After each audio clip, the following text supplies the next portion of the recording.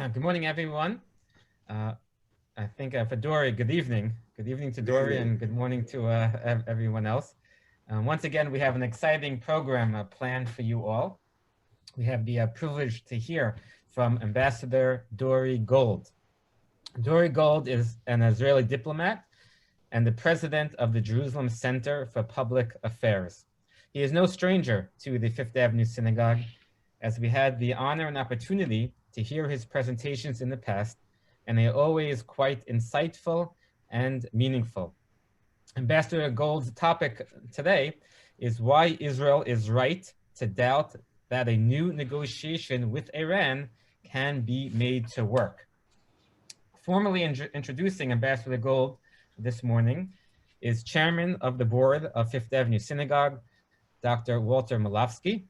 Dr. Molofsky is the Director of Pediatric Neurology at Mount Sinai. He has served the shul superbly for so many years as a president, chairman of the board, and board member. And we are so fortunate, so lucky to have him and his wife, Brenda, as active members of the Fifth Avenue Synagogue. Walter recently received his second vaccine. So once again, we have the honor to see him again active in shul in his warm and gracious way. As always, it's so wonderful to see him back in shul. And Walter, we want to thank you and Brenda for everything that you do for our community. And Walter will now formally introduce Ambassador Gold, and Jacob Gold, the president of the Fifth Avenue Synagogue, will conduct the interview and the questions. Oh, thank you, Rabbi Babich. It's my pleasure to introduce Ambassador Dore Gold this afternoon, I guess now, although we are scattered around the world. And so we have morning, afternoon, and evening in terms of timing of this presentation. As Rabbi Babich said, Ambassador Gold's a frequent visitor to the Fifth Avenue Synagogue, and his friendship and his words of wisdom and insight are always deeply appreciated. A few weeks ago in Pasha Shmos, we read Vayigal Moshe v'yetze el echav. Moshe grew up and went out to his brethren. Moshe went out into the community out of a sense of responsibility and solidarity to care, to teach, and to inspire the Jewish people. Ambassador Gold, likewise, has spent his career in solidarity with the people of Israel, informing the world of the successes and the challenges that Israel faces. And for that, we are all grateful. Ambassador Gold is currently president of the Jerusalem Center for Public Affairs. He was the 11th permanent representative of Israel to the United Nations. In 2014, he was appointed as an external advisor on international issues to Prime Minister Benjamin Netanyahu. And during Prime Minister Netanyahu's first term, and in the capacity of foreign policy advisor, Ambassador Gold served as an envoy to the Palestinian Authority, Egypt, Jordan, and the Gulf states. He also served as Director General of the Ministry of Foreign Affairs in Israel from 2015 to 2016. And in that capacity, was instrumental in expanding Israel's ties in the Arab world, the Far East, and in Africa. Even when he was not in office, Ambassador Gold was recruited to the front lines of Israeli diplomacy. In 2009, he was invited to Brandeis University to debate Justice Richard Goldstein over the UN report about Israeli military action in the Gaza Strip. In 2010, he was invited by the prosecutor of the International Criminal Court in The Hague to attend a roundtable meeting on legal aspects of the Israeli-Palestinian conflict. And during the 90s, was a member of the Israeli delegation at the Wye River negotiations between Israel and the PLO. He negotiated the Note of Record, which supplemented the 1997 Hebron Protocols, and in 1999 concluded negotiations with the United States, Lebanon, Syria, and France for the creation of the monitoring group for southern Lebanon. He has served as an advisor to the Israeli delegation to the Madrid Peace Conference, and from 1985 to 1996 was senior research associate at the Yaffa Center for Strategic Studies, Tel Aviv University, where he's director of the United States Foreign and Defense Policy Project. Dr. Gold, Ambassador Gold, is no stranger to New York. He received his BA, Master's, and PhD from Columbia University, where he specialized, as you might surmise, in Middle East and international law. He's written numerous books on the Middle East, including The Rise of Nuclear Iran, The Tower of Babel, how the United Nations has fueled global chaos. Hatred's Kingdom, how Saudi Arabia supports the new global terrorism, and US military strategy in the Middle East. And his articles, his speeches, and his commentary have appeared in magazines and newspapers all over the world, including the Le Monde, the Washington Post, and the Wall Street Journal. As you know from today's video, he lives in Jerusalem with his wife Ofra, their children, and his 5 grandchildren, as we've heard. It's my pleasure to present Ambassador Gold, who, as you can see, has a wealth of experience in the world affairs and in diplomacy. And today, he'll be focusing on why Israel is right to doubt that a new negotiation with Iran can be made to work. It is my pleasure to introduce to all of us Ambassador Dore Gold. Thank you, Walter. So thank you, Dore, for giving our community your precious time today. For those on the call that might not be as familiar with you, I wanted to jump in and ask you how you got into what you do, and what kind of give us some background. At what age did you sort of figure out that you were going to be doing what you're doing today at some capacity? Or what inspired you? You know, when you, first of all, let me just start by turning to the entire audience, to everyone, and hoping that all of you are well, that you are observing social distancing, and that you are wearing your masks. I just took mine off.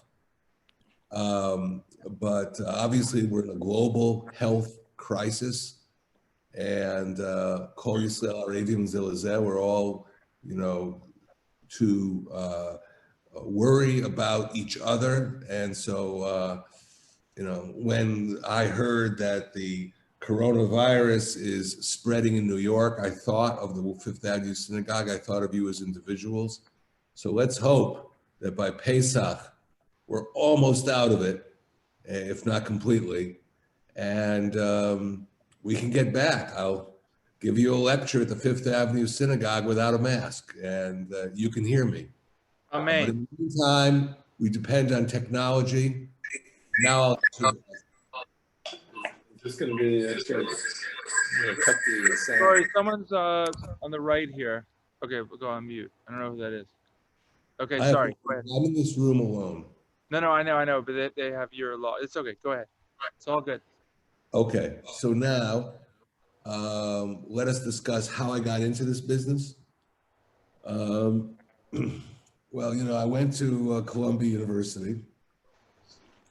It started as Columbia College. I did my undergrad, my BA there, MA, and then finally the PhD. And I always knew that I wanted to thrust myself into Middle Eastern diplomacy. I mean, there were sort of naive questions one asks when one is 18 years or 19 years old, like, maybe I'll figure out how to make peace. But I quickly understood that there were complex issues that had to be addressed. And I took a big interest in Saudi Arabia. And perhaps I thought that at some point I could work with oil companies to make the Middle East more hospitable to Israel. But once you get into Middle East diplomacy and politics, you get into the subject of Iran as well, particularly as Iran has emerged as the unquestionable threat to peace and security across the region. And if I can just give you one little story that shows how extensive the Iranian problem is. Of course, it's in the Persian Gulf. Of course, Iran threatens Bahrain, it threatens Saudi Arabia. It is trying to move through Yemen and also pose a new threat in the Red Sea. But in the last 3 years, I became very busy and acquainted with the issues of Morocco, which, as you know, agreed to sign a peace treaty with Israel. And to my surprise, I found out that Morocco had a insurgency, that's a guerrilla movement fighting against the Moroccan government in the area of the Western Sahara, which used to be called the Spanish Sahara because Spain was the colonial power there. And until Spain withdrew from the area, it was sort of a question of who would take responsibility for this territory. Now, there was a guerrilla group there, some might call it a terrorist group, called the Polisario. And they'd been fighting the Moroccan army. And what I found out was that the Polisario were being supplied by Iran and Hezbollah through the embassy, through the, you could call the Algerian embassy in Algiers. And weapons had moved through there, training, organizing the training. And here it was, Morocco was suffering from this Iranian entry into the neighboring country. If you look at the map, Morocco is on the Atlantic Ocean. Next country over is Algeria. And it was known that Algeria was very sympathetic with the Polisario. And therefore, it wasn't that big of a surprise, but once I got that information, I began writing on the subject. And I found myself studying how the diplomacy in the Middle East was being undermined yet again by Iran, but here in this North African country. This was something I shared with the Israeli authorities and became very involved in.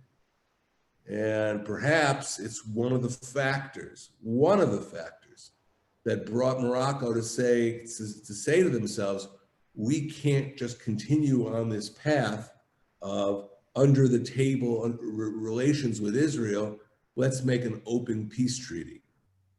And there it was a long way from Columbia University, but that was my latest plunge into Middle East diplomacy and politics. Great. Once you talk about Morocco, which was very recent, so can you talk a little bit about the UAE deal, when you started working on that, and sort of how does that have any effect on Iran, or totally unrelated? Well, you're talking about the United Arab Emirates, UAE. Yes, yes. So, I became familiar with the UAE in a number of ways. When I left the Israeli army, I got my first job working for Itamar Rabinovich, Professor Itamar Rabinovich, who was the head at the time of the Dayan Center at Tel Aviv University. Dayan Center was the Dayan Center for Middle East and African Studies. And if you got a job there, Professor Rabinovich, later Ambassador Rabinovich, liked to divide responsibilities in the Dayan Center for different countries. So you could be like Yossi Olmert and be responsible for Syria and Lebanon. You could be responsible for Egypt. You could be responsible. People generally wanted to get responsibility for a country that was at the front lines with Israel. And perhaps as a recent American immigrant who had completed the Israeli army, I was given the Gulf states. And, it was sort of like a consolation prize. But I, at the same time, thought, this could end up becoming something very worthwhile, because the Gulf states included the Gulf Cooperation Council, the GCC states.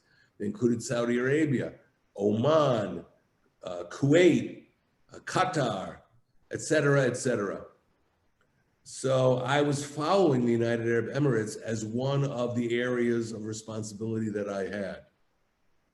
Now, things got really interesting with the work I was doing. I left the Dayan Center. I joined the Jaffe Center subsequently under General Aaron Yariv. But I said things started getting more interesting. I would say in the, after around 2008, 2009, I had already served as Israel's ambassador to the United Nations.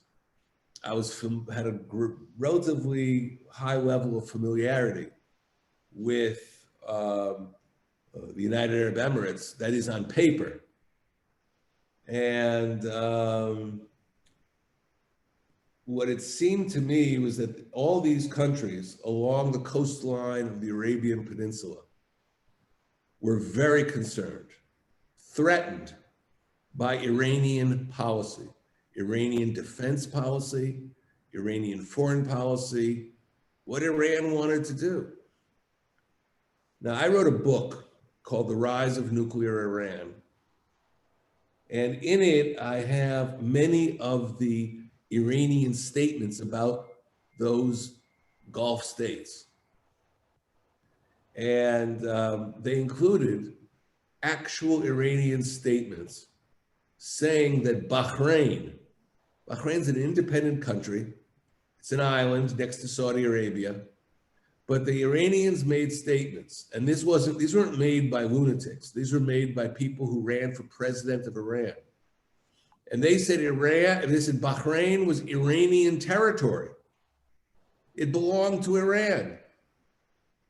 So I saw this being actualized. Now with the UAE, similar statements were made that Iran claimed parts of the United Arab Emirates.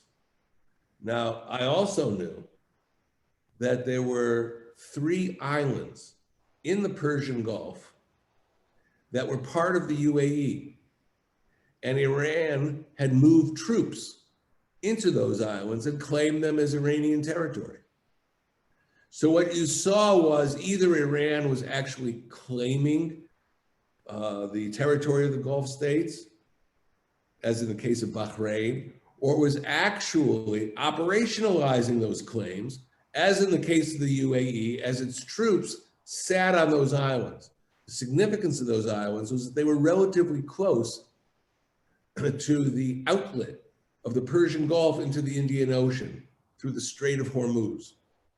So this is what we call strategic territory they were claiming.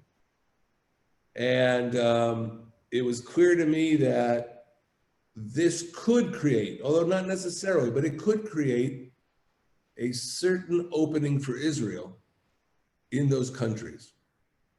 Now, I'll tell you a quick story that connects to all of this. In Abu Dhabi, which is one of the 7 emirates of the UAE, they have an annual conference, and they invite the who's who of the Middle East, a lot of ministers, and I got invited, I would say it was something like 2009 to attend this conference. And frankly, I didn't want to attend. I mean, I was curious to attend, but I was a former Israeli diplomat. I was known to be somebody close to Prime Minister Netanyahu at the time. And I knew from my work that the Gulf states were full of Iranian agents. The Iranians had their feet on the ground in a lot of those countries. So you put yourself in a beautiful hotel, a 5 or 6 star hotel in Abu Dhabi, and someone knocks on your door at 7 in the morning and says, room service. And you look through the peephole and you go, I didn't order this. And you know who it is. It could be somebody tied to the Revolutionary Guards. So I felt, Dore, it might be, fun to be there. Don't go. And in fact, I didn't go. But what happened, and this was an eye opener about their interests. The conference holders asked me, well, if you can't come, is there a TV studio that we can put you in? We'll pay the studio, and you can be beamed into the conference. Now, this wasn't an Israeli idea. It was an Abu Dhabi idea. And there actually is a place on Jaffa Street called Jerusalem Capitol Studios. It's half closed today. So I went to the Jerusalem Capitol Studios. And there I was in a room that had no windows, no air, but I was being beamed into Abu Dhabi. And I could see the audience from where I stood. And the fact that the foreign ministry of the United Arab Emirates had to pay a couple of $1,000s to have me in their conference said to me, something's going on here that we haven't fully explored. So of course I shared the information. And there were other things that happened with the UAE that year that indicated to me that the UAE was trying to find inroads to Israel. And again, that's 2009, 2010. The Abraham Accords are, of course, in 2020. But over the years, the UAE became more involved in trying to make connections with Israel. And to the extent that I could help, I was glad to help facilitate.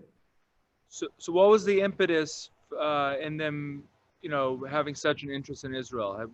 How do you understand that? Or I think it was basically that the UAE was looking for informal allies in the Middle East. Maybe they could even become formal allies. But maybe America would pull out, maybe of the Middle East. Maybe they would have to have some, backup plan being tied to Israel. Israel has the most powerful air force in the Middle East. So you don't have to be Tom Clancy to figure out why they might be interested in having us hover around the area. So in any event, I don't know definitively why the UAE took this step, but it did. And I think it had to do with Iran. And I think the same could be said for any Gulf state. So Dore, can you take us back?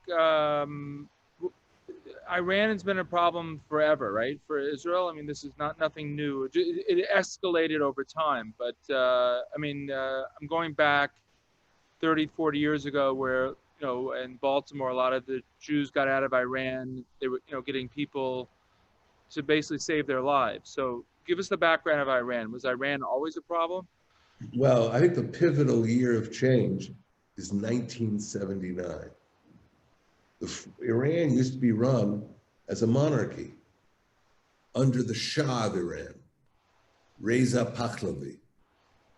And the Shah fell from power in 1979, and he was replaced by a clerical regime under Ayatollah Khomeini.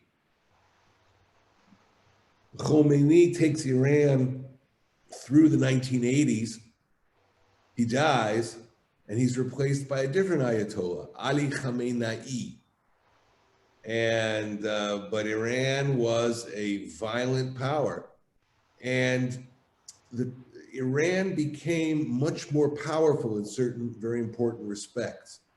For all the 1980s, Iran was busy fighting the Iran-Iraq War. The Iran-Iraq War started when Saddam Hussein invaded Iranian territory. But even when Iran recovered all the territory that Saddam took, Iran didn't want to say, okay, blow the whistle, the war is over. They kept it going. In fact, I think they kept it going much longer than Iraq did.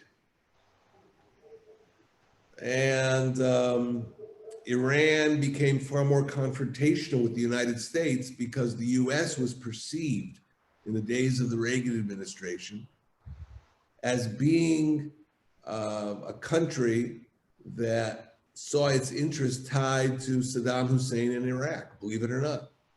Interesting.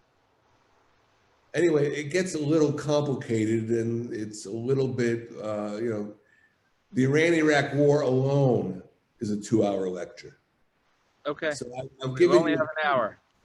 huh? So I said we only have an hour. So tell us. A So lot of started. things happen subsequently. So 79 is when things started to escalate. But when did I mean, the last 5-10 years have really been much more of an escalation, correct? When did things get much Iran worse? has two principal ways it threatens Israel and the United States. One, the development of nuclear weapons. And second of all, its support for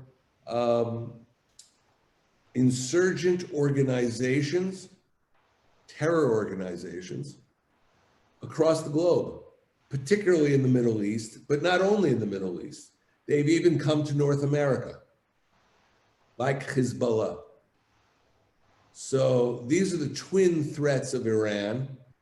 And now the title of my lecture is why Israel is right to doubt that a new negotiation with Iran will work.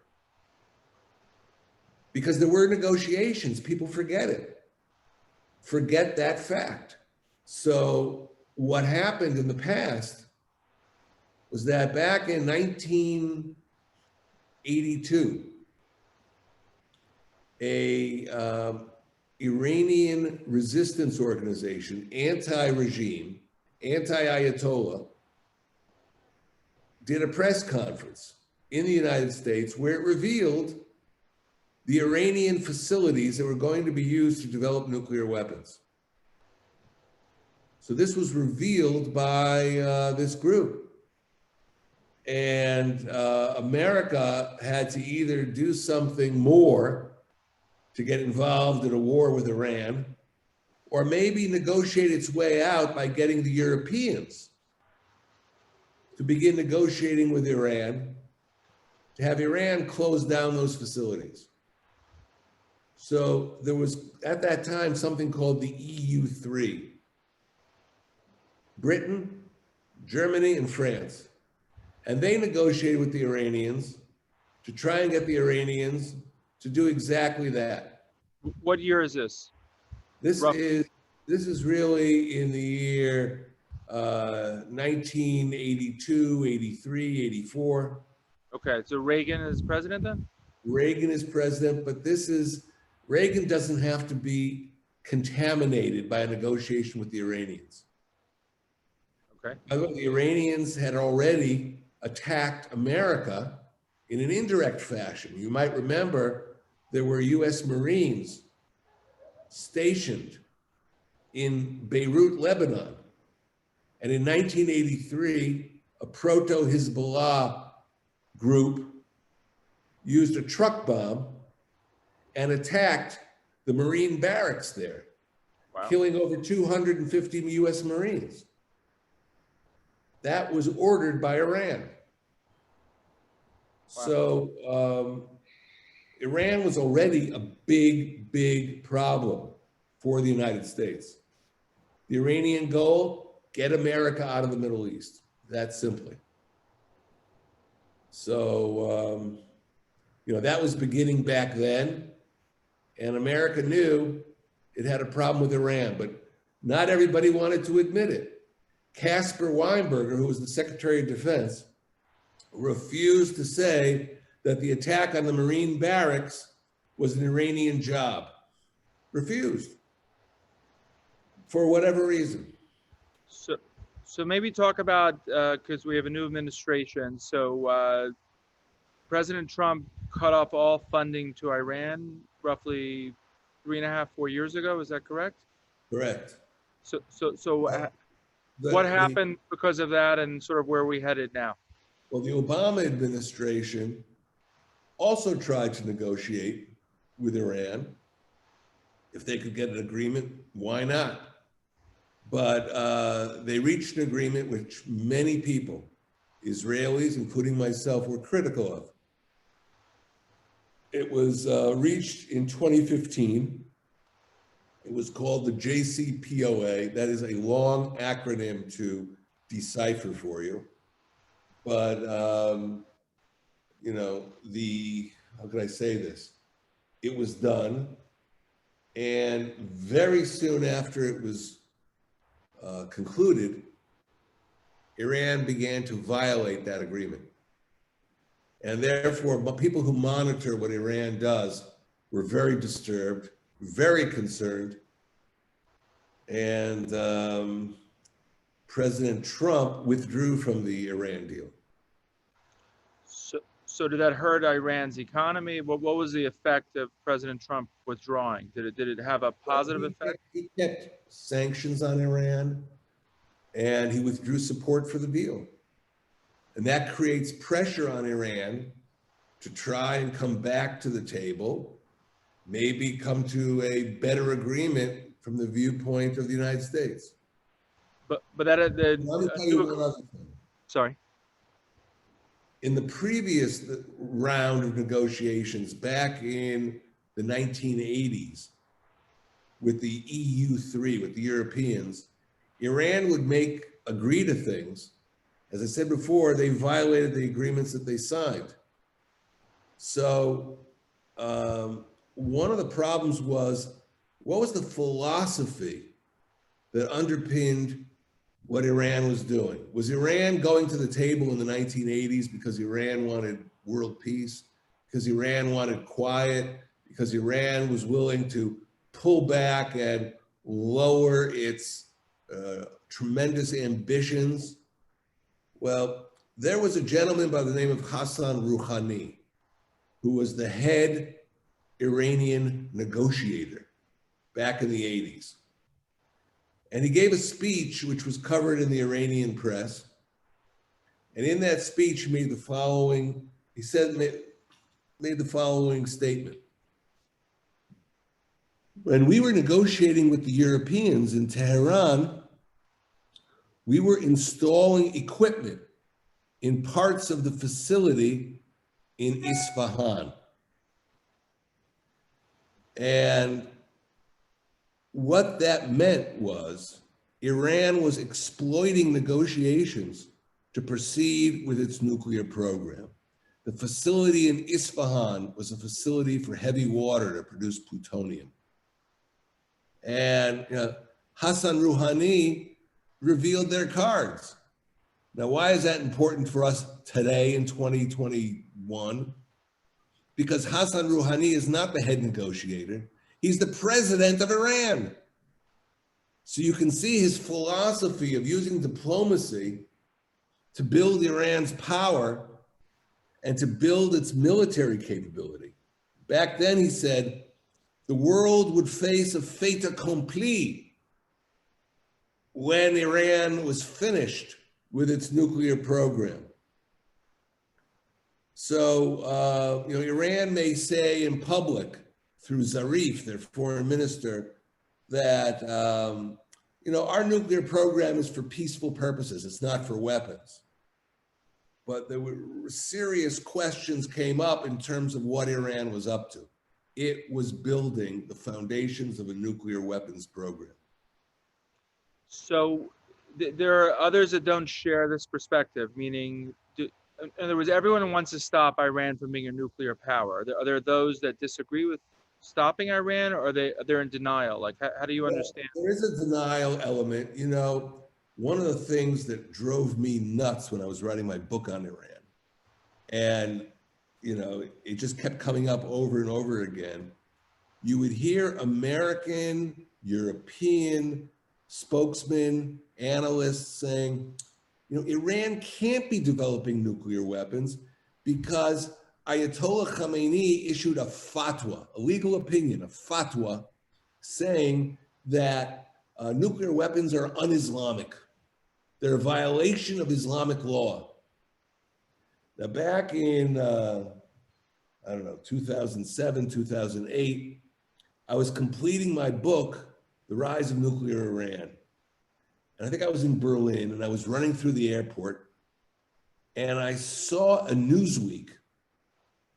And the Newsweek had on the cover a statement, why Iran will never go for nuclear weapons. I was thinking, I got to get a hold of that Newsweek. The article was written by Fareed Zakaria. And in it, I bought it and I started reading the main article, and it said, yeah, Iran, they have this fatwa issued by the Ayatollah that nuclear weapons were un-Islamic. So I came back to Israel. At the Jerusalem Center, I have a couple of guys who form an Iran team. And one of them reads fluent Persian. And I said, can you go to Ayatollah Khamenei's website and look for this fatwa about nuclear weapons? I mean, I think he has all his fatwas on the website. So the guy who used to be in the Israeli army went to the website, looked for the fatwa, and he calls me up and says, Dore, I got news for you. I go, what is it? He goes, there is no fatwa on the website. So what we learned is that this whole thing of the fatwa was, I don't know how to say this in Persian, bubba mices. But a lot of people believed in it. A lot of good Americans, I would say even a lot of good Israelis, but it had no basis. And it's part of the problem of why people have wishful thinking about Iran. And yet Iran is building its capacity all the time to threaten its neighbors. So a deal didn't happen after President Trump cut off the funding. You said you were hoping that it would weaken them to bring them to the table, but they never came back to the table. So now we have a new president. So where do you see things going? I'm not sure. I think his team has some very good people. I'm thinking about the Secretary of State, Tony Blinken, Jake Sullivan, the National Security Advisor. And these guys have been in the Iran business for a very long time. I can't see the Iranians, how do they say it in English, pulling the wool over their eyes. But there'll be a lot of pressure on the United States from the Europeans who'll say, hey, you want us back working together in the international community against Iran? You're going to have to soften your position. I hope that doesn't happen. So what does it mean to soften your position? Explain what that means. To keep funding Iran? Is that what soften means? Well, there is a funding element. There's also ignoring what Iran has done in the past. There is hold on one second. I wrote this down. Take it down. There's a lot of evidence that Iran has been doing bad things. What I'm holding here is a report from the International Atomic Energy Agency in Vienna. And I used to print these reports that come out every 3 months. And they would have a lot of data which the IAEA inspectors would gather.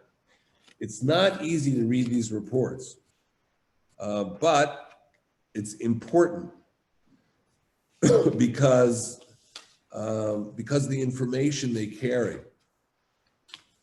So, for example, the IAEA found that the Iranians had nuclear components, and they write this isn't me, for an explosive device.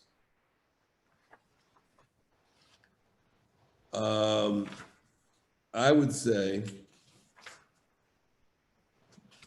here it is. The thing that finally got me set that Iran is moving towards a weapon. Do you know the name of the Iranian missile that was developed back in 2008 that can reach Israel? It's called the Shahab 3. Keep that in mind. Shahab 3. Shahab in Persian means comet. So I run into this paragraph on page 11 of the IAEA report from November 2011. And it says, from that information, which is called Project 111, the project appears to have consisted of a structured and comprehensive program of engineering studies to examine how to integrate a new spherical payload into the existing payload chamber, which would be mounted in the re-entry vehicle of a Shahab-3 missile. In other words, they were looking how to take a spherical nuclear device, put it into a conventional missile called the Shahab-3, and be ready for the final phase of the building of a nuclear weapon that could hit Israel. And that isn't in some kind of, science fiction movie. That's in a formal document of the International Atomic Energy Agency, which is a UN entity. So, as far as I was concerned, that was a smoking gun.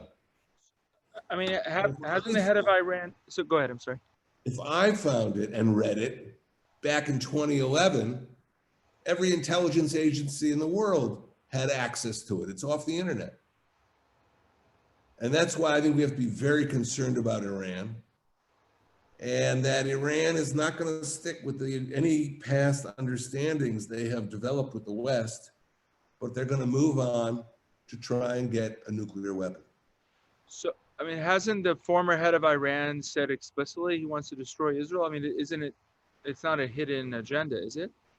Right, but that can be rhetoric, whatever. We're talking about capabilities that they're developing to get a nuclear weapon. And that's also a violation of a half a dozen different things that Iran has signed, like the NPT, the Nuclear Non-Proliferation Treaty. So I think we have a real problem here. This isn't just an Israeli obsession. This is the real deal. And, if we find this and are upset by it, you mentioned the United Arab Emirates. Imagine what they're thinking in Abu Dhabi, or what they're thinking in Bahrain, and finally what they're thinking in Saudi Arabia. Has there been a regime change in the last 4 or 5 years in Iran? In other words, is it the same people controlling Iran? No, same people. They haven't been replaced. When Ayatollah Khomeini died towards the end of the Iran-Iraq war in the 1980s, he was replaced by Ayatollah Khamenei, and Khamenei is still the leader of Iran. So Dore, so what's ideally, there's Israel's position and the United States, but what would you like to see the United States do? Just keep what they have been doing, or what's a realistic expectation? A realistic expectation for the future is to keep Iran under pressure. Don't take off the sanctions. And if you can do it, increase the sanctions. Put Iran in the box so that it'll be very hard for Iran to take the next steps towards a nuclear weapon. And let's say the United States doesn't follow your advice. What are Israel's options? In other words, just military, or what other options does Israel have? Well, let me put it this way. The state of Israel cannot afford to let Iran complete the research and development work to produce a nuclear weapon. We cannot do that. In fact, I would safely say we won't do that. And I won't go into any further details. Okay, can you talk about, we'd seen in the news the last couple of years that there were some development that got stopped. Wasn't there some explosion in some facility? Or are you allowed to talk about that, or not really? Something that happened in Iran to slow them down militarily? Well, there have been efforts by the state of Israel, by the United States, to try and slow down some of this work of the Iranians. That's true. And was it successful, or some of it? Whatever happened, it didn't stop the program. Got it. Okay, and then besides the United States, is the United States the key player, or is the United States, you said earlier, is being pushed by the European Union? So who's really leading this process? Well, the United States is, in the past, in the 80s, the United States deputized several European countries to negotiate with Iran in its stead. And that's what happened in the 80s. That was the EU3. That was through Reagan. That was during the Reagan period, correct. Okay. But Obama really led his own, or that who led that process when Well, when President Obama was in power, there was a negotiation under Secretary of State John Kerry to get Iran to freeze, roll back its nuclear program. It didn't work. I mean, those who were involved probably thought that it did work because they actually reached an understanding called the JCPOA. But the JCPOA did not rid us of an Iranian nuclear program. It perhaps froze it tentatively for a very short period of time. So is there anyone in Iran that can be worked with Israel, or is it meaning the current regime is the same as the past regime? But is there anyone in Iran? The current regime is the same regime that took over Iran in 1979. So got it. So there's no way to work with the people in power, and there's no potential for change. Could, but there's no indication that we can. I mean, again, you look at Iranian behavior in the past when it signed agreements. You know, I'll give you as an example. There is not far from Tehran, there is a facility called the Lavizan Technological Research Center, Lavizan. And the EU3 wanted access. Actually, they wanted the International Atomic Energy Agency to go and see what kind of nuclear weaponization work had been done there. So what the Iranians did, this is back in 2004, 2004. What the Iranians did is they delayed the inspections. Delay.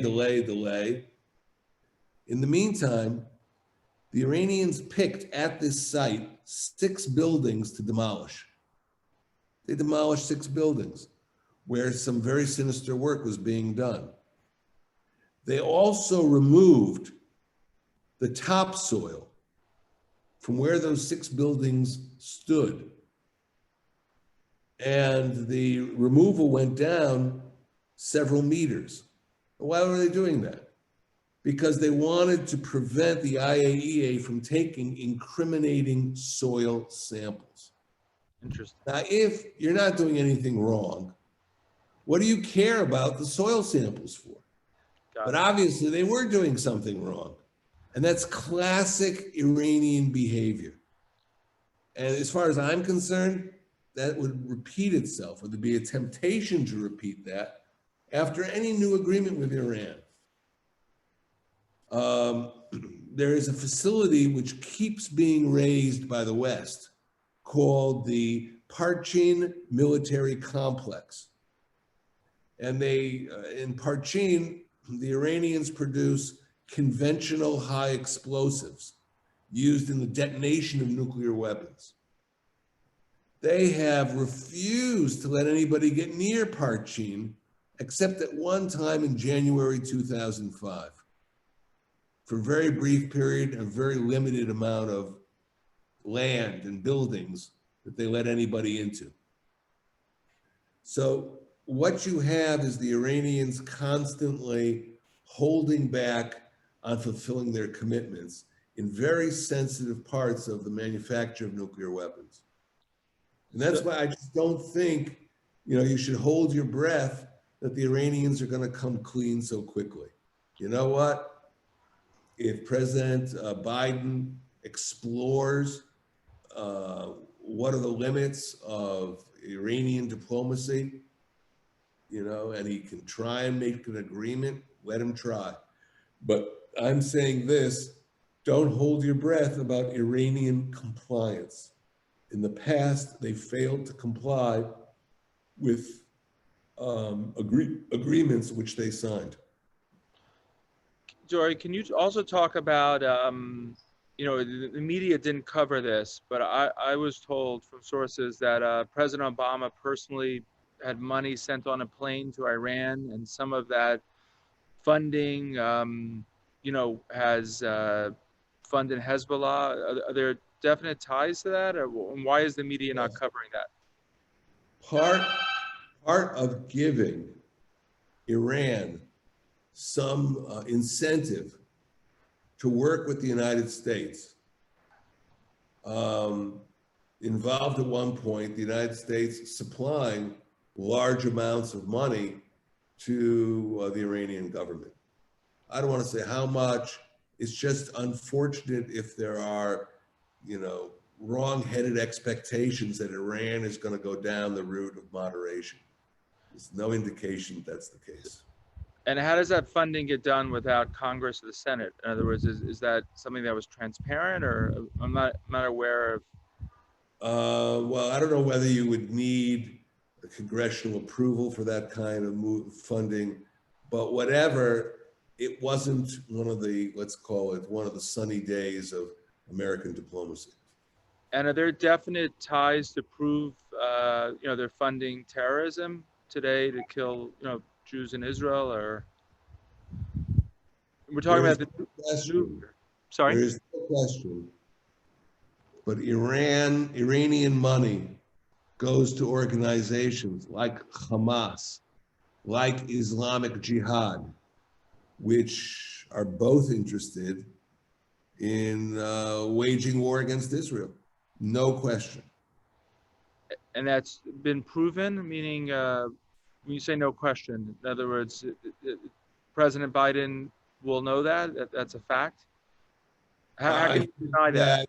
He asks the question to the Central Intelligence Agency, does Iran supply the funds that Hamas needs and uses for its military programs?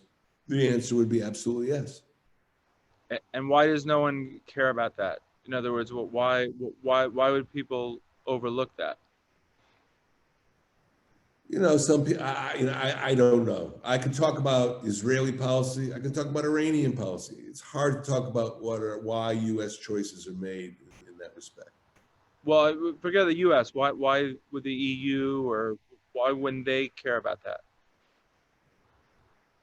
Well, look, the Europeans have a whole different vantage point. America has been really selfless in this business. America has done what it can to help the stability of the Middle East. And not just for Israel, for the Arab Gulf states, for Saudi Arabia, for others. The European approach is based on their feeling that European economies will only improve if European trade with the Middle East is enhanced. And therefore, they often will pursue programs, even with money, to create a closer relationship with some of the most sinister regimes in the world that are located in the Middle East. And that's unfortunately the way it is. Got it. So Dore, can you also update us? So we're headed in Israel for a third election or fourth election? I can't keep up, but what's going on at the elections? And I think it might be easier to understand the Iranian nuclear program. But yes, a fourth election. And it gets complicated because political parties do polling. They're convinced they're going to do really well, but when they start looking at the polls, they see they're not. And therefore, the parties begin to cut deals with each other. They combine individuals who didn't get the job they wanted, break away from one of the parties and tries to form their own party. It's really somewhat hairy. But we'll get there by the third week in March, and there'll be a new government. And either way, the Iran position, I assume, for Israel doesn't change, no matter if Netanyahu wins or someone else. I would If assume. there's an option, I'm sorry? if some Iranian statesman who emerged that we could believe in, then perhaps some people would choose that idea. But there's no one. And the Iranians never give you an indication that these Israelis are kosher while these Israelis are not kosher. There's nothing like that. Got it. So from Israel's perspective, things are not going to change regarding Iran. Well, No as matter long who- as Iran is run by the same government or a government like it that's run by the same philosophy, I don't see that there's much flexibility there. But by the way, they'll do things to America. You know, I remember a couple of years back, President Obama was in power, and the Attorney General of the United States held a press conference in which he disclosed that America had captured an individual who was working with an Iranian individual who was working with a Mexican cartel to go to Washington and set off a bomb in a restaurant that was frequently used by the Saudi ambassador, Adel Jubeir. It was a restaurant that was oftentimes used by US senators and congressmen. You could have had a blast, an explosion in this restaurant in Washington that would have killed not just the Saudi ambassador, but many members of the US Congress, and was disclosed by the US Attorney General. So, you know, that went on just a couple of years ago. Got it. So Dore, I know we're coming on the hour. I think the rabbi is going to be coming back on if he has a question. Is it okay if I Rabbi, do you have any thoughts, Rabbi, or do you want to have any questions for Dore? Sure. Ambassador Gold, thank you so much once again for your insights and your time. It's always one of the highlights of our year to hear your presentations from a real insider. Just a couple of questions for you. I think you mentioned that it's unclear why the UAE suddenly made these accords, reached out for peace, but you said that might have been linked to the Iranian deal. So I want to know, in your opinion, ironically enough, is it possible that the Iranian deal actually was the trigger to allow all these new peace deals between Israel and its neighboring Arab states? It's a good question. I think what happened was when the United States, remember the US deal with Iran was in 2015. That's a couple of years ago, 6 years ago. Mm-hmm. I think the Gulf states became nervous that their American protector might be taking a new approach to Iran. Now, frankly, when President Trump came to power, he stressed relations with the Arabs, not with the Iranians. And so it'd be hard to imagine that they would be scared or nervous about Iran getting stronger diplomatically in a period when President Trump was being very hard on Iran. Now, it could be if you are the leader of a small Arab sheikhdom in the Persian Gulf, you got to think, well, I don't know how long Trump's going to be consistent on this. Maybe the Iranians are going to offer him a deal. You might have heard President Trump make statements over the last number of years. I'll make a deal with Iran. It'll be a good deal. It'll be a better deal. I know how to negotiate. Well, I'm sure that didn't leave the Gulf states very comfortable. In any case, I think there were questions about American reliability, whether from President Obama or from President Trump, that the Iranians had. that the Gulf states had, the Arabs had. And that was a strong incentive to even look to Israel as a regional ally. Thank you. Just two more questions. In terms of practically what Israel could do, so it seems to be whatever approach they took in the past to show that the Iranians are really secretly building a bomb and they're not abiding by the rules, and all Netanyahu's presentations he gave in the UN, none of it really seemed to have really worked to convince the public opinion. So in terms of practically, what could they do differently this time? Perhaps they could use the Gulf states to be their voice in the world. Maybe the world will hear or listen to the Gulf states' concerns more than they would for Israel. Is that a possibility? So I didn't understand your question.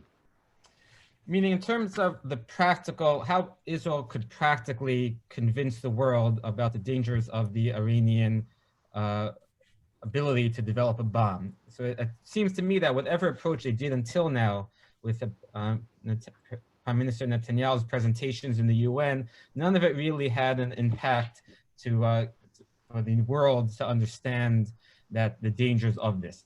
So I wanted to know practically this second time around what Israel could do differently. And perhaps now that they have official relations with these Gulf states, perhaps the world will be more likely to listen to the views of the Gulf states if they're presenting these same intelligence reports that Israel's putting out more than the world would listen to the Israelis' claims. In 2015, I met a Saudi general named Anwar Eshki, and he had a think tank in Jeddah. And we met on multiple occasions in Rome. And finally, to make a long story short, we went to Washington together. And at the Council on Foreign Relations, we made a joint presentation about the danger of Iran. I think because you had a Saudi and an Israeli together, the audience was packed. And I think that teaches us that it may not be enough for us to use Israel, to use the diplomacy of the past and, go to AIPAC, go to the AIPAC conference, meet with just Jewish organizations. I think a joint public approach by Gulf Arabs and Israelis could be powerful. I think right now, at the height of the COVID crisis, it's hard to get people's attention. But I assume, I don't know what's going on in America, but I can tell you this, I think we'll be out of the woods on COVID around April or May. And once that happens, we have to be ready to do what we can with public diplomacy to present the state of the Iranian problem. Thank you. And the last question I have for you is that in terms of the Israeli-Palestinian relations, what's the current sentiment amongst the populace in the Palestinian areas in terms of the Abraham Accords? Is there a sentiment of people saying if Israel made peace with these other states, why can't we just make peace with them? Has that had an effect on the populace opinion in the Palestinian areas? Unfortunately, I have not seen evidence of that. I think a lot of Palestinians want to get away from all this diplomatic talk. Maybe they just want to improve their economic situation at present. But the whole Abraham Accords, the UAE, Saudi Arabia, all that does not move them in terms of seeking reconciliation with Israel. That's unfortunate. So Dore, I know an hour is late. We have a lot of attendees on the call. If they have one or two questions, can we take them or? Sure. Okay, so if anyone has any questions, please put it on the QAE on the chat. I see 3. I just wanted to see if there's anything we haven't. What are the policy? So someone asked on the chat, Dore, I saw Netanyahu congratulated Joe Biden earlier than others did, but because Netanyahu and Trump were similarly aligned, do you think that will have a negative perspective on the new administration? Or do you think that's, just Netanyahu supports every administration? Well, people have their personal sentiments and orientation, but I believe both American and Israeli leaders have an interest in getting things done. And I believe that President Biden will work with Prime Minister Netanyahu, there may be at a lower level some people who are low-level aides who will leak to newspapers their feelings, but President Biden is a man of great experience. He's been around the foreign policy community of the United States since the 1970s. I don't see him starting up in a new crisis with Israel, and the same can be said about Prime Minister Netanyahu. I think we should have a good relationship, but mistakes can be made. Got it. So someone asked on the chat, what does the United States funding of Iran mean? Can you be specific? Meaning, is everyone funding Iran, or what does that mean? Like, why should the United States be funding Iran in the first place? I think these were funds that were captured by the United States. I don't have the details in front of me, but it wasn't like the United States was giving American money to Iran. Got it. Got it. We in Israel hold on to Palestinian funds that come in because of the taxation arrangements between Israel and the Palestinian Authority.